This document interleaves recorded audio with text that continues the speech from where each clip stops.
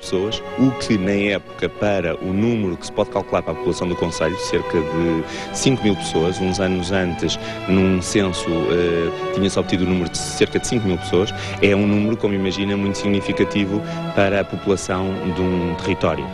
Alguns dos edifícios mais importantes, como o Palácio dos Marqueses de Cascais e o seu paço, desapareceram para sempre. Ruínas que perduraram bombeiros e proteção civil e com a colaboração da Câmara Municipal de Cascais e o Arquivo Histórico Municipal, desta exposição irá resultar um livro onde, entre outros, se reproduz documentação inédita sobre o concelho. E voltamos ao debate a propósito dos sismos e à Helena Figueiras para saber exatamente como é que, de facto, a construção se está a preparar para a eventualidade de um grande sismo. Pois, é isso que vamos tentar saber agora, nesta segunda conversa, metade da conversa que vamos ter. Aqui, recordo, em Faro, num edifício que tem 5 pisos e, como se vê, está precisamente em fase de construção. E eu vou precisamente falar com o autor deste projeto, o responsável por este edifício, que me vai dizer, este edifício já sei, é construção anti-sismo. Como todos deviam ser. O que é que isso quer dizer? Quer dizer que é preciso considerar a variável ação sísmica em todo o processo, que condiciona a própria concepção do edifício, a dimensão dos seus elementos e que, de facto, corresponde a um agravamento de custos de produção da ordem de 2 a 3% do custo total do empreendimento. Está-me a dizer que num prédio destes, por exemplo, qual é o custo acrescido por estar a resistir ao sismo, este edifício? Exatamente, 2 a 3%. Em termos de euros, não é muito? Não, imagine, se um apartamento custar 20.000 contos, corresponde a cerca de 400 a 600 contos a mais. Tem noção se é cumprida ou não a lei em Portugal, nomeadamente aqui no Algarve, relativamente às características que devem existir anti-sismo num edifício? Enfim, a lei é perentória nesse aspecto, tem que ser considerado. O problema é que tudo isto passa por a apreciação camarária, e a apreciação camarária, a maior parte das vezes, corresponde a verificar se existe um termo de responsabilidade do técnico que fez o projeto. Isso quer dizer que ninguém verifica in loco, na prática, se está a ser cumprido? Não passa do papel? Eu não sei de câmaras que façam isso. No papel todas farão, mas é uma incógnita relativamente a todo este processo. Ou seja, ficamos na dúvida. Exatamente, não se sabe, é um desconhecimento da situação.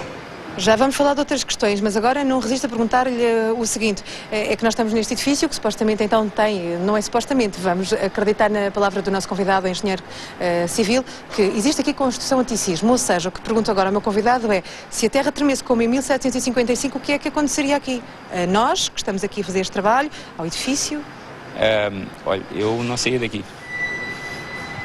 Podemos ficar descansados. Isso quer dizer que não caía? Não, trata-se de um processo relativamente ao qual eu assumo um determinado nível de responsabilidade, tenho acompanhado a construção, tenho verificado o cumprimento das regras de boa execução e até de segurança, poderão verificar o nível de guardas que existem em fase de construção. Guardas são paredes, não é? Não, peço... Neste caso, estas guardas, que é muito vulgar ver edifícios em construção completamente forrados para evitar outro tipo de desastre que é muito comum, que é o desastre associado à construção civil, que faz muitas vítimas, mas dizia, ao nível do controle de execução, tenho tido esse cuidado e tenho verificado o cumprimento daquilo que foi projetado, o que já é uma vantagem. Portanto, se o projeto, admitindo e faço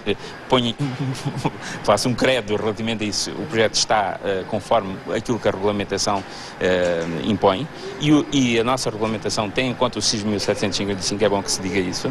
Portanto, historicamente, isso está lá contido, sob o ponto de vista de construção civil. Tendo cumprido esses requisitos e estando a ser executado de acordo com o projeto, com os cuidados ao nível da qualidade do material, o ensaio dos botões, a conformidade... Não cairia com um abalo desses? Muito provavelmente não. O que eu ia pedir há pouco aos repórteres de imagem que estão comigo é que mostrassem, por exemplo, aquela parede, não sei se conseguem lá chegar, eu vou até ela para fazer referência precisamente a que esta é uma característica dos edifícios que deve existir, segundo já me informaram, estas paredes que devem acompanhar um edifício de alto a baixo são paredes que à partida dão garantia antissísmica, ou seja, se a terra tremer, à partida o edifício não cairá. Mas eu também fiquei a saber que essa questão da lei tem algumas nuances, ou seja, O não cair é uma coisa, mas pode não cair e não ficar com qualidade para ser habitado, ou seja, um prédio, depois de um sismo como 1755, abanar não cai, mas, por exemplo, ninguém pode lá ir dentro. O que eu pergunto aí, porque aí já é um fator de qualidade, engenheiro Carlos Martins, é se o que normalmente os arquitetos põem no projeto é para não cair simplesmente ou para se manter com qualidade. Por exemplo, o Hospital de Faro não interessa só que não caia, interessa é que se mantenha em qualidade de funcionamento. Operacional, como costuma dizer. Os edifícios do tipo hospital têm requisitos acrescidos relativamente ao edifício tipo, o edifício normal de habitação, porque de facto seria muito triste que numa situação dessas os feridos fossem conduzidos para o hospital e não existisse o hospital. Isso é uma questão que há muitos anos em Portugal é considerada. A Direção-Geral das Construções Hospitalares é particularmente exigente nesses aspectos, verifica os projetos antes de eles serem executados, eu digo isto com conhecimento de causa, e portanto haverá menos pontos de fuga relativamente à execução do edifício corrente. De qualquer forma, ao nível de requisitos, há 2 requisitos básicos numa construção para pessoas e bens serem colocados lá dentro, vamos dizer assim. Uma é que não caia, a outra é que tenha qualidade. E a qualidade não é aceitável que um edifício tenha fissuras das paredes de alvenaria no seu funcionamento normal. Caso exista um sismo muito forte, não é possível garantir que não tenha algum dano, mas esse dano não lhe deverá comprometer a operacionalidade. Eu coloco-lhe para já mais uma questão antes de passar ao meu próximo convidado. Disse-me que aqui entrava. Daqui não saía se existisse um sismo como em 1755. Eu agora pergunto-lhe, e noutros prédios que conhece, por exemplo, na cidade de Faro, entraria? Na minha casa eu também não saio de lá. Está-me a dizer que noutras casas poderiam não entrar? E eu tinha pedido à partida honestidade, sinceridade, não medo de responder a questões que podem à partida assustar alguém, mas não me refiro a edifícios, mas acha que alguns edifícios não são de confiança? Vamos dizer de uma forma geral e sem apontar casos. Há edifícios que pela sua concepção, ou seja, a existência ou não de paredes resistentes para edifícios de uma determinada altura, não é um bom augúrio para uma decisão dessas e, portanto, por exclusão de partes, dir-se-á, se calhar, nessa situação não é boa. Em alguns edifícios não era conveniente, Isso nota-se na fase de construção.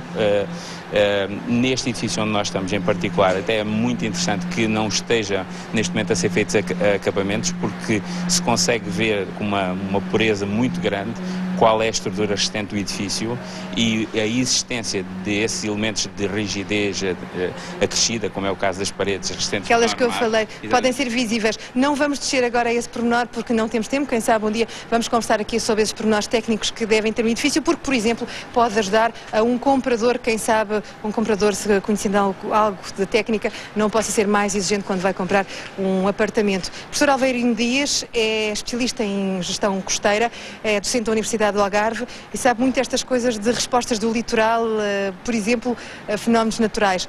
Se um tsunami ou se fosse originado num sismo como o de 1755, como é que o Algarve responderia, o litoral?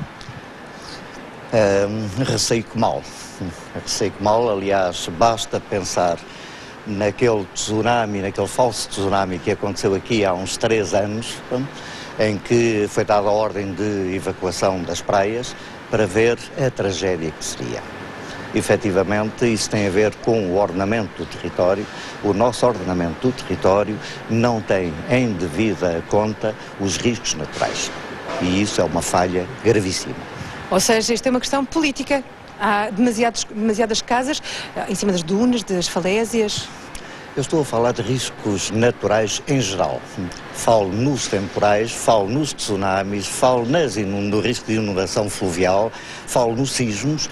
Não há informação conveniente ao público e, essencialmente, o ordenamento do território não contempla devidamente esses riscos naturais. Ou seja, nós estamos aqui a falar de terremotos como o de 1755 e provavelmente basta uma onda temporal de um temporal de inverno para fazer estragos muito graves.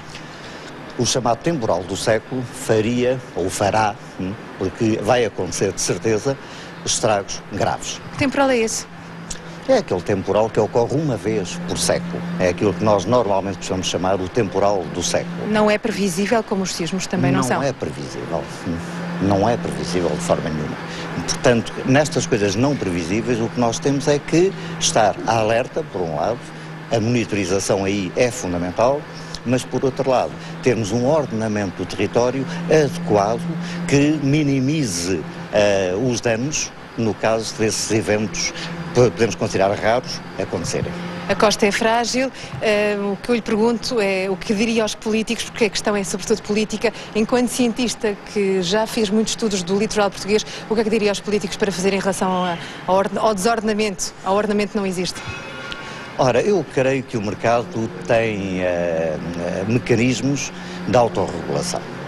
Se forem construídos mapas de risco cientificamente suportados, se esses mapas de risco forem devidamente divulgados, e eu lembro-me de alguns países onde quem quer comprar uma casa vai ao seu computador, à internet, e vê se a casa está numa zona de risco ou não.